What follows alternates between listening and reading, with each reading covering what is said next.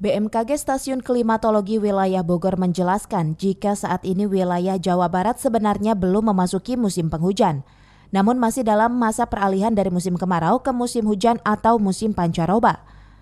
Meskipun belum memasuki musim penghujan, namun ada beberapa wilayah di Jawa Barat yang akan diguyur hujan deras disertai petir dan angin kencang, seperti wilayah Bogor, Cianjur, dan Sukabumi. Kemunculan hujan di masa peralihan musim ini terjadi akibat adanya awan cumulonimbus yang menjadi penyebab munculnya hujan deras yang disertai petir dan angin kencang.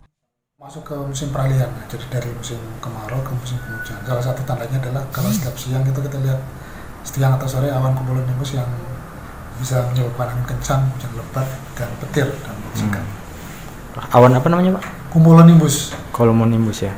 Awan CB. Wilayah Bogor di sekitarnya itu termasuk non-zone ya. Non-zone itu wilayah yang bukan musim, tapi dia itu setiap bulan pasti ada hujan.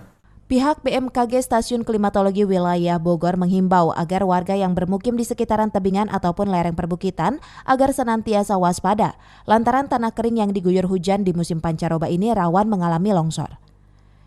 Dari Dramaga Kabupaten Bogor, Mande Jajar melaporkan.